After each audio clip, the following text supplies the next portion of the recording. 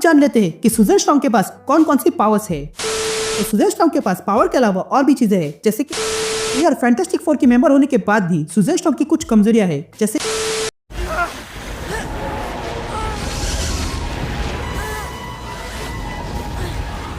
दोस्तों Marvel comics में एक से एक सुपर हीरो है, लेकिन आज मैं जिस सुपर हीरो की बात करने जा रहा हूँ वो मार्वल की फर्स्ट फैमिली मेंबर मानी जाती है।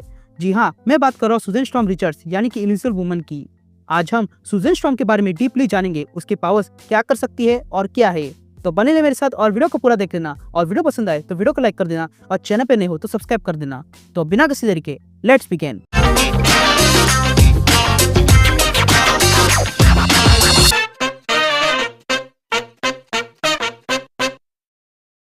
तो सबसे पहले सुजन स्ट्रॉम की ओरिजिन जान लेते हैं। तो सुजन स्ट्रॉम मार्वल में दिखने वाली एक सुपर हीरो है जिसे बनाया गया था स्टैन ली और जैक कर्बी ने, और ये सबसे पहले हमें फैंटास्टिक फोर के इशू नंबर 1 में दिखाई गई थी, और ये फैंटास्टिक फोर की खास मेंबर भी है। सुजन स्ट्रॉम फ्रैंकलिन और मेरी स्ट्रॉम की यहाँ जन्मी थी, और उसका एक भाई भी है जिसका नाम है जॉनी स्ट्रॉम। एक दिन फ्रैंकलिन स्ट्रॉम को पुरस्कृत किया जा रहा था, इसलिए वे दोनों सुजन और जॉनी को छोड़कर चले गए, लेकिन रास्ते में उनका एक्सीडेंट हो गया जिसमें मेरी स्ट्रॉम की मौत हो गई। इस हादसे से फ्रैंकलिन स्ट्रॉम बहुत दुखी हो गए और वो शराबी बन गए और कर्जे में डूबने लगे, और इस चक्कर में फ्रैंकलिन स्ट्रॉम ने लोन देने वाले को मार डाला, जिसके कारण उन्हें सजा हो गई।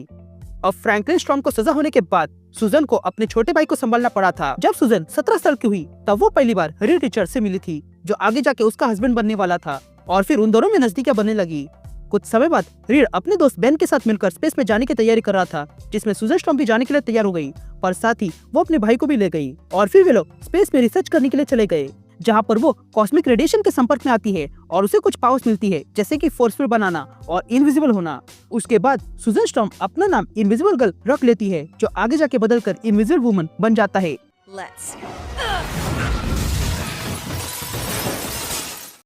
तो अब जान लेते हैं कि सुजन स्ट्रॉम के पास कौन कौन सी पावर्स है। तो यह सुजन स्ट्रॉम रीड की बात मानकर स्पेस में चले गए, जहां पर वो कॉस्मिक रेडिएशन के संपर्क में आ गए और उसे कुछ पावर्स मिल गई, जैसे कि इनविजिबल होना या फिर फोर्सफुल बनाना। तो आज हम इसी पावर्स को डिटेल में जानेंगे। सबसे पहली पावर जो सुजन को मिली थी वो थी गायब होना। सुजन अपने आप को गायब कर सकती है, पर वो उसके साथ साथ जो चाहे वो चीज या पर्सन को भी गायब कर सकती है। इसके अलावा सुजन अपने आसपास अगर कोई गायब होकर खड़ा है तो भी उसे पहचान सकती है।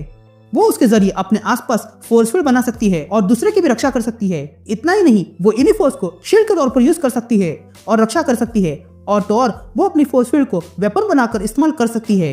इतना ही नहीं, वो अपनी फोर्स फील्ड को किसी दूसरे पर्सन के शरीर में छोड़कर उस पर्सन को एक्सप्लोर कर सकती है। सुजन की फोर्स फील्ड इतनी स्ट्रांग है कि उसे कोई भी आसानी से तोड़ नहीं सकता है।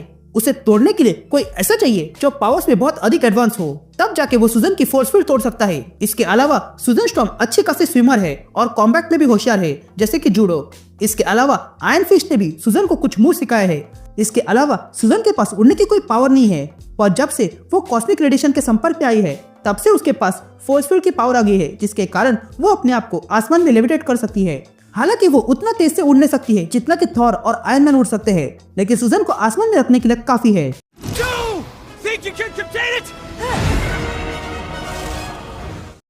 अब जान लेते हैं कि सुजन स्ट्रॉम के पास और कौन सी चीजें हैं। तो सुजन स्ट्रॉम के पास पावर के अलावा और भी चीजें हैं, जैसे कि फैंटास्टिक फ्लेयर।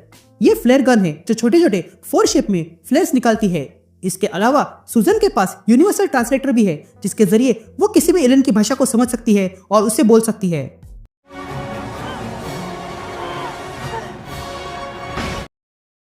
अब जान लेते हैं सुजन स्ट्रॉम की कमजोरियों के बारे में।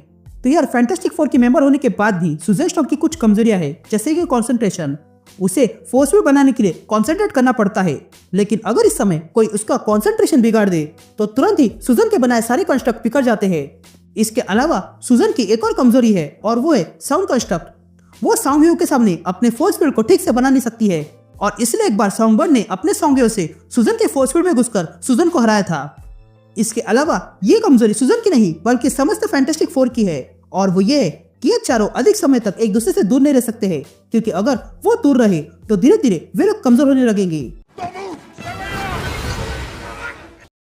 इसके अलावा जान लेते हैं कि सुजन स्ट्रॉम अब तक कहाँ दिखी है।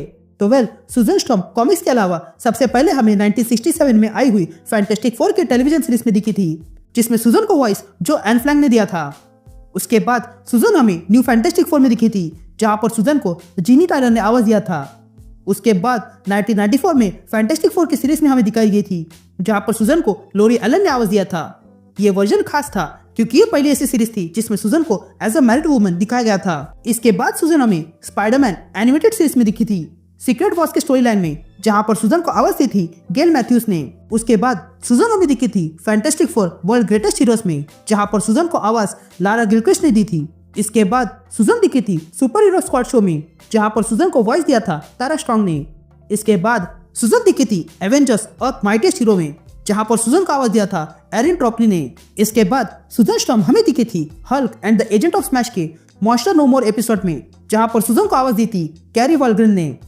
इसके बाद सुजन दिखी थी मार्वल सुपर हीरो एडवेंचर्स में, जहां पर सुजन का आवाज लॉरा मिनी जैक्सन ने दी थी। इसके अलावा सुजन हमें LIGO Marvel Avengers mission demolition में दिखी थी, जहां पर सुजन का आवाज वेनिसा मार्शल ने दिया था। ये थे टेलीविजन पर आए हुए शोज की। इसके अलावा सुजन स्टॉर्म 1994 में आई हुई फैंटास्टिक फोर मूवी में दिखाई गई थी, जहां पर सुजन का रोल रेबेका स्टैप ने प्ले किया था। हालांकि ये मूवी कभी रिलीज ही नहीं हुई। उसके बाद फैंटास्टिक फोर को लेकर 2005 में एक और मूवी बनी, जिसमें सुजन का रोल जेसिका अल्बा ने प्ले किया था। ये सीरीज के टोटल 2 पार्ट है और इन दोनों पार्ट्स में जेसिका अल्बा ने ही सुजन का रोल प्ले किया है। इसके बाद 2015 में एक और वर्जन फैंटास्टिक फोर का बना था, जो सच में वाहियात था। उस मूवी में सुजन स्टॉर्म का रोल केट मारा ने प्ले किया है। इसके बाद अब जाके 2025 में एक और फैंटास्टिक फोर बन रही है, वो भी मार्वल स्टूडियो के अंदर, जहां पर सुजन का रोल वनिसा किर्बी प्ले करने वाली है।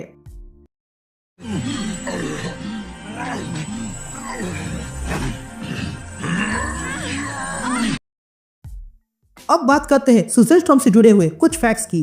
तो सुजन स्टॉर्म को बनाया गया था जैक कर्बी ने, और उन्होंने इस कैरेक्टर को अपने बेटी के नाम पे रखा था। सुजन स्टॉर्म एक अकेली ऐसी सुपर हीरो है जिसने सेलेस्टियल के आर्मर को तोड़ा है। इसके अलावा सुजन स्टॉर्म को एक्टिंग का शौक था, लेकिन फिर उसने वो छोड़ दिया। 1965 में फैंटास्टिक फोर एनुअल के 3rd इशू में सुजन स्टॉर्म ने जब रीड रिचर्ड्स से शादी की थी, तब उनकी शादी में मार्वल के राइटर स्टैन ली भी आए थे, और यही सीन वापस से fantastic four rise of silver surfer में रिक्रिएट की गई थी। इसके अलावा एक ऐसा भी आदमी था जो शुरुआत से सुजन से प्यार करता था। हालांकि जब सुजन ने रीड से शादी कर ली, तब वो कहीं पर गायब हो गया और फिर द क्वाइट मैन नाम का विलन बन के आ गया। हालांकि उसकी पहचान कभी किसी को पता नहीं चली।